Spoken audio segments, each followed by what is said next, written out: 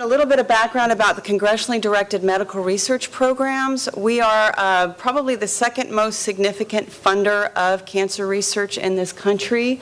After the NIH, we're the second largest funder of prostate cancer research, breast cancer research, and ovarian cancer research. We're part of the Department of Defense, and under that, we're part of the Army. And directly over us, we are part of the Army Medical Command and the Medical Research and Material Command, which is in Fort Detrick in Frederick, Maryland. And then, of course, our agency there. Funds are added annually to the DoD budget by Congress. They're never guaranteed, and so every year we rely on the advocates to go back to Congress and say we still need these funds for prostate cancer research. Because there's no guarantee that will be funded year after year, our integration panel meets every year to adjust the vision for the program, make sure that our investment strategy still makes sense.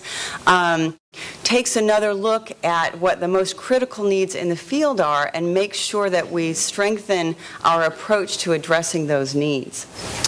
So now I'm going to talk about the prostate cancer research program specifically, which of course is my greatest passion. Our vision is nothing less than to conquer prostate cancer. So what do we fund? As I mentioned, we focus on innovative, high-risk, high-gain research that can leapfrog advancements. A very important component of what we do is focusing research to define and reduce the problem of health disparities. As most of you know, I'm sure, African-American men in this country are more than twice as likely to die from prostate cancer with that diagnosis than Caucasian-American men. We focus on new collaborations and partnerships, bringing together scientists that wouldn't normally work together to focus on a central problem in prostate cancer and bring their complementary expertise. Certainly, we fund research to improve patient survivorship and quality of life. We fund future innovators and leaders in the field, focusing on the best and brightest in the field and doing everything we can to foster the careers of those individuals and bring them forward as leaders in the field of prostate cancer research. And most importantly, I would say not most importantly, but equally importantly, we make sure our research is focused on answering current needs. So one of the things that we did for fiscal year 2010, the year that we're in right now, of course, is we wanted to focus on two key gaps in the field as our integration panel saw it. And the first gap is that there really are no effective therapies for the most advanced forms of the disease. As many of you may know, there have been some great advances this year. We have a new vaccine, Provenge, that's available. We have a new chemotherapeutic, Jevtana.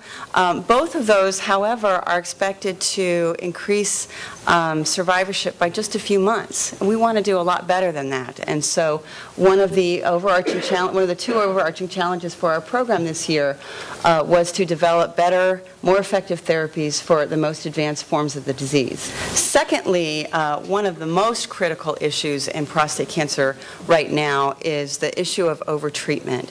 That men who are given a new diagnosis of prostate cancer are presented with a lot of options, but there's just not very much data to back up which treatment option is best for that particular individual, whether it's radiation or prostatectomy or active surveillance, the watchful waiting that many of you have heard of. And without providing concrete evidence of the appropriate and most effective path for a man, it really, and many of you I'm sure can relate to this, it really makes decision making very tough and sometimes very stressful for both the patient and the physician. So we created an award mechanism to focus exactly on that. The Impact Award for FY10 required investigators to put forward research proposals that specifically proposed a project that would reduce or eliminate the problem of overtreatment. So it's a very ambitious goal, and we're optimistic that we're going to get some good projects to fund to move us towards accomplishing that goal. You can see that for the past 9 years, and it looks like it may go on 10 based on the language that we saw for FY11 coming out yesterday, our funding has been relatively flat, $85 million for 4 years and then $80 million since fiscal year 06.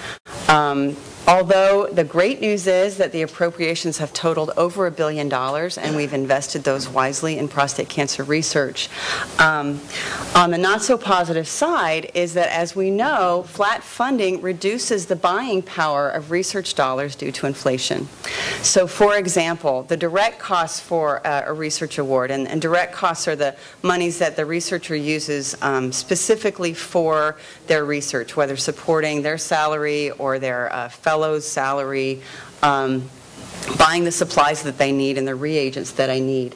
In fiscal year 2002, most of our research awards were $375,000. Doing the math for inflation, the researcher would now need about $450,000 to do the same research. So in order to not compromise our funded researchers' ability to make an impact with their research, we did increase the funding maximum for our main award to $450,000 a couple of years ago. The impact of that is that when you have larger awards but a not changing overall budget, you can fund fewer of those awards, which is a real hardship. And as Renee mentioned, you have the same pie and the slices just keep getting thinner and thinner.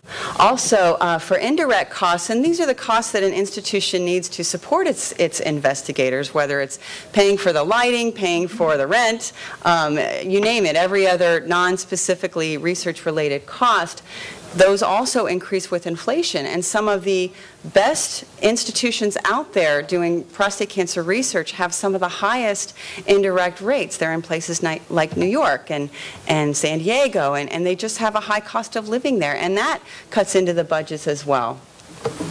So the impact of reduced buying power, and this is an important message for that I hope that you all will be able to take away, is that certain types of research simply can't be funded by our organization.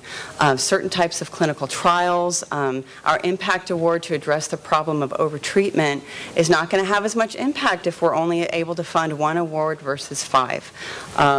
Researchers may be lost from the field. I get calls at least once a week from investigators who say, is there any way you can find money for my proposal? I'm going to have to shut my lab down.